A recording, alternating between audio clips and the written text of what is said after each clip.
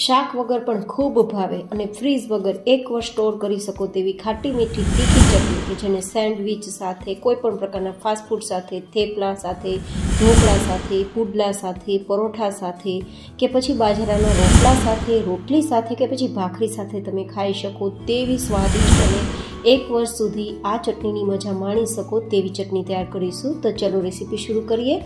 તો જેમના માટે મેં અહીંયા 250 ગ્રામ જેટલા લાલ મરચાં લીધા છે। મરચાં આપણે પસંદ કરતી વખતે જોવાનું છે કે ખાસ તે તાજા હોય, એટલે કે મરચાં થોડા કડક હોય અને તેની દાંડી એકદમ લીલીછમ હોય, જેથી આપણે ચટણીની શેલ્ફ લાઈફ વધારી શકીએ। હવે આપણે તેને ટુકડા કરી લેવાના છે। એન્ડ હા ગાઈઝ, મરચાંને મેં પહેલાં ધોઈ અને સૂકવી લીધા હતા, તો અત્યારે બિલકુલ ભીના નથી। ખાસ ચેક કરવાનું કે મરચાંની ચટણી તૈયાર કરતી વખતે મરચાં ભીના ના હોય। હવે આ રીતે આપણે ટુકડા કરી લેશું અને અંદરના જે બીજ અને જે તેની નસ કહી શકાય તે આપણે કાઢી લેશું, જેથી મરચાંની ચટણી વધારે તીખી તો નહીં બને, પણ આ બીજ છે તે આપણા શરીરમાં નુકસાન કરતા હોય છે, તો આપણે નુકસાન પણ ના થાય।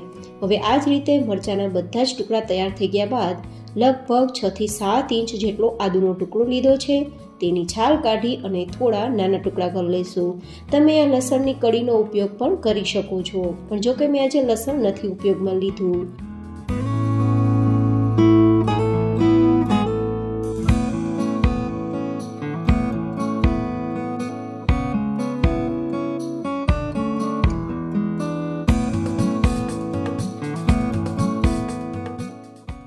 હવે મરચાંના ટુકડા અને આદુ બંને વસ્તુ મિક્સરમાં લઈ લેશું અને તેને પાણી વગર પીસી લેશું।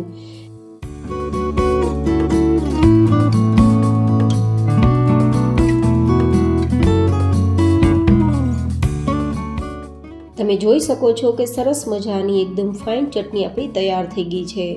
તો હવે આપણે તેને તૈયાર કરવા માટે લગભગ 5 થી 6 ચમચી જેટલું તેલ ગરમ કરીશું।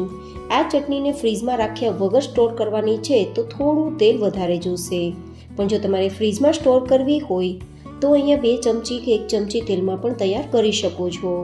હવે એમાં અડધી નાની ચમચી જેટલી હિંગ, 2 નાની ચમચી જેટલું લાલ મરચું પાવડર જે કશ્મીરી છે તો કલર સારો આપશે, અને 1 નાની ચમચી જેટલું નમક ઉમેરી દઈશું। ચટણીની શેલ્ફ લાઈફ વધારવા માટે અહીંયા નમક થોડું ચડિયાતું રાખશું, જેથી ચટણી લાંબા સમય સુધી સારી રહે। અને હવે ધીમા ગેસની ફ્લેમ પર ચટણીને આપણે ત્યાં સુધી કૂક કરીશું જ્યાં સુધી ઉપર તેલ ના દેખાવા લાગે। તમે જોઈ શકો છો કે એકાદ મિનિટમાં જ આપણે ઉમેરેલું તેલ દેખાવા લાગ્યું છે। તો હવે મીઠાશ માટે આપણે લગભગ 2 ચમચી જેટલો દેશી ગોળ ઉમેરીશું। અહીંયા ચટણી આપણી ખાટી મીઠી તીખી થવાની છે, તો મેં અત્યારે પહેલાં જ ગોળ ઉમેરેલો છે। તમે ખાંડ કે મિશ્રી પાવડરનો ઉપયોગ કરી શકો છો। અને હવે આપણી ચટણી ઉપર તેલ દેખાવા લાગે અને પ્રોપર આપણો ગોળ ઓગળી ના જાય ત્યાં સુધી સતત ધીમા ગેસની ફ્લેમ પર ચલાવવાનું છે અને કૂક કરવાનું છે।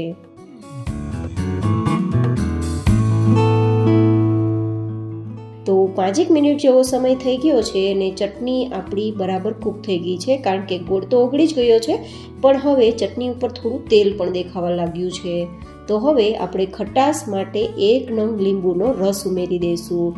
જો તમારે વધારે ખાટી ચટણી તૈયાર કરવી હોય તો 2 નંગ લીંબુનો રસ નીચોવી શકાય, પણ અત્યારે 1 નંગ લીંબુનો રસ નીચોવ્યો છે તો એકદમ બેસ્ટ અને પરફેક્ટ ટેસ્ટમાં ખાટી મીઠી તીખી ચટણી તૈયાર થશે।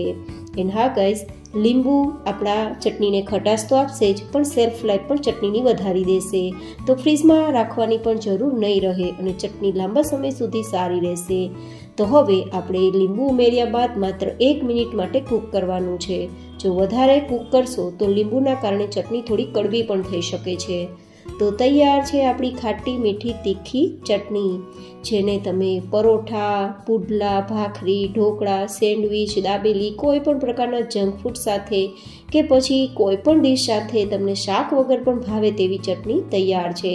તો કેવી લાગી મારી આજની આ ડિલિશિયસ રેસીપી? મને કોમેન્ટમાં ફીડબેક જરૂર શેર કરજો। ફરી મળીશું એક નવી જ હેલ્ધી રેસીપી સાથે। ત્યાં સુધી stay healthy and stay happy.